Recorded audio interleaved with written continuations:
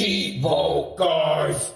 What up, guys? This is Cheevo, guys! back here again with another video. Today we're going to be doing an achievement breakdown on Ice Age Scrat's Nutty Adventure.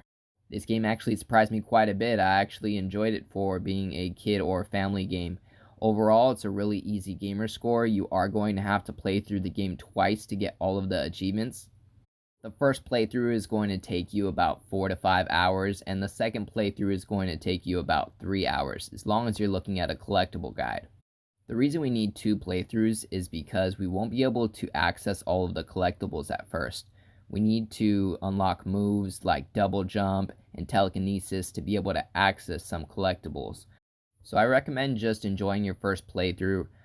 Collect as many of the purple shards as you can. You have to collect 5,000 of them in the game. Once you get 5,000, you can totally skip collecting the shards.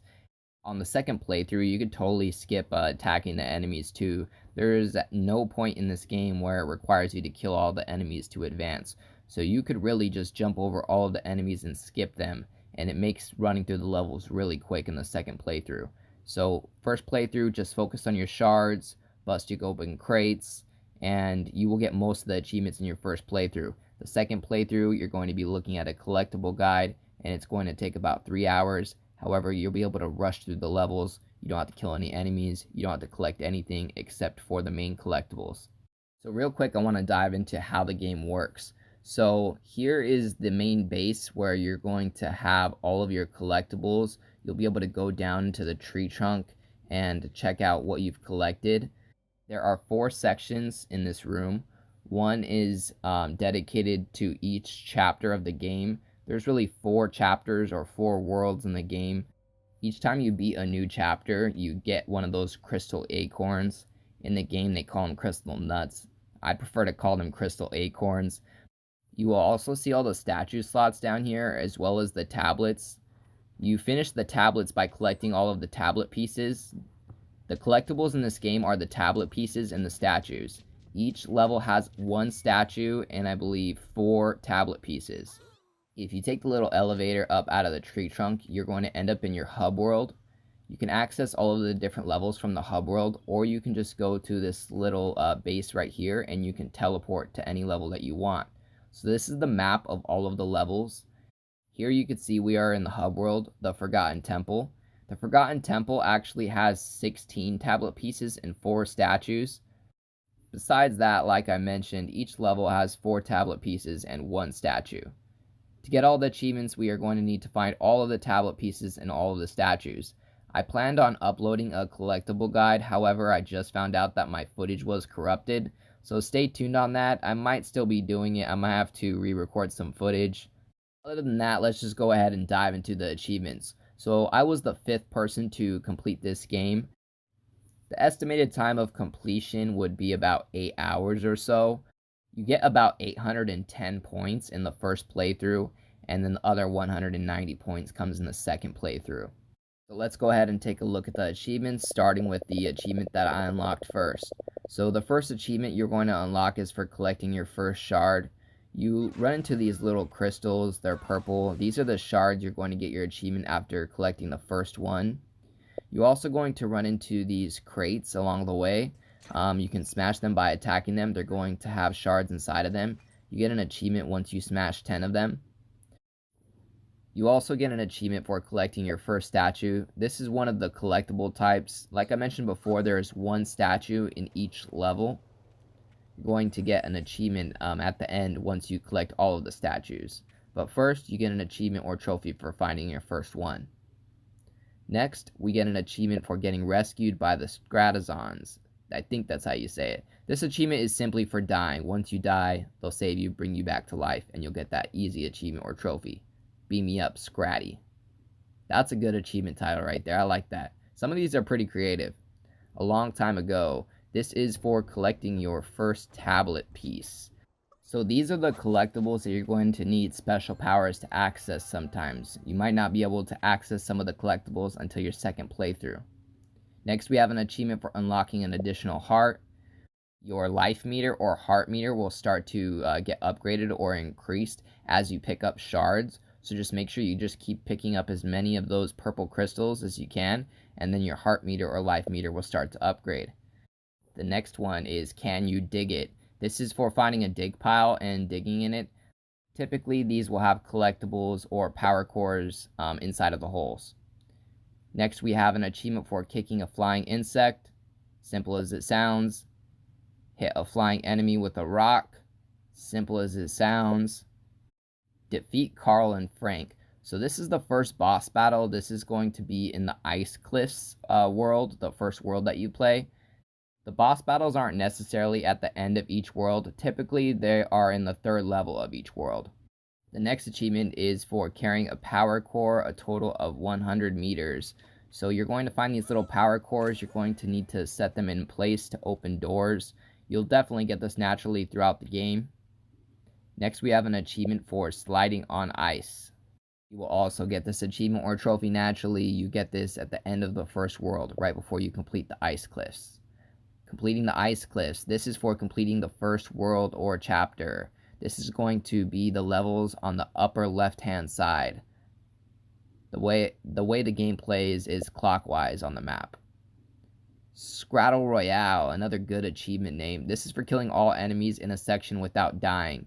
So don't get confused. This isn't for beating a whole level without dying. This is simply for killing all the enemies in one checkpoint without dying.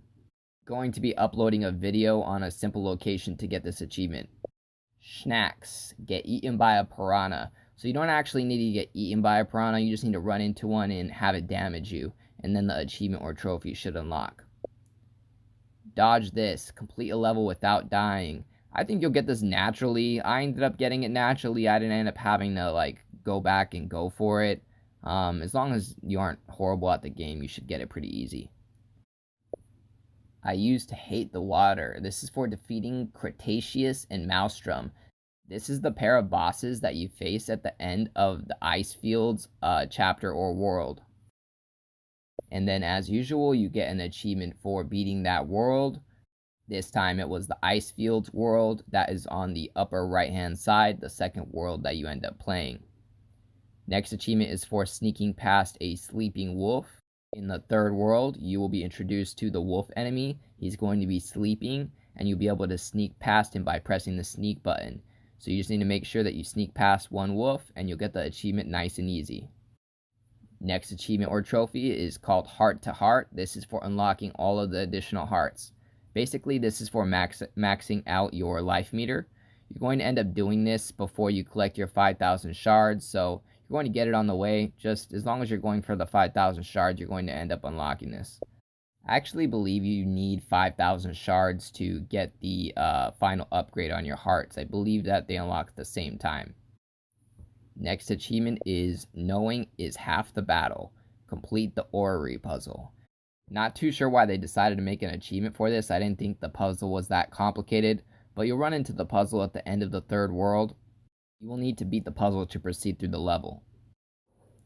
Alright, and then the next achievement is for completing the ice caves. So this is going to be the world that's on the lower right hand side. That's the ice caves. Again, it's going to be 4 different levels. It's going to have a boss battle in the third level, and you are going to unlock a power after beating that chapter or world. The power that you end up unlocking after this world is the telekinesis power. You will end up getting this next achievement naturally, but all you need to do is use the telekinesis 10 different times. Sneaky Sneaky is the next achievement. Get a Guanlong to investigate a sound. These are the raptor looking enemies. All you have to do, instead of sneaking by this one, you actually have to get caught to get this achievement. Dearly Beloved. They killed it with the achievement titles. However, they did not kill it with the achievement artwork. Talk about lazy. I'm not digging that. I like to have specific artwork on each achievement. If you're gonna do it right. Come on, developers. Anyhow, in the last world, you run across some lava. All you have to do is jump into the lava. Once you get burnt by it, you'll unlock this achievement or trophy. Next, we have an achievement for beating the final boss, the Pterodon.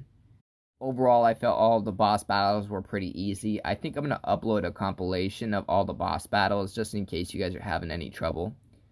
As I mentioned before, you get an achievement for smashing 500 crates. I think you'll end up getting that naturally. If not, you'll end up getting it in your second playthrough. Next, we have Welcome to the Jungle. This is for completing the hidden world. This is the 4th world that we play. And after that, we also get the achievement for completing the game.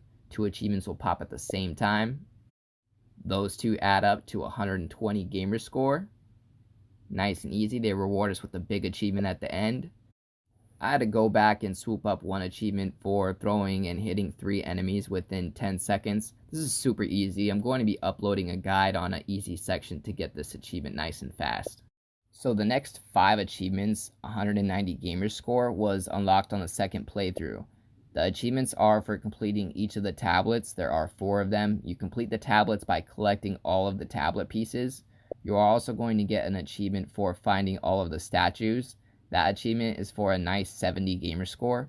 So after you collect all of the collectibles in the second playthrough, you will finally have your full completion or platinum trophy.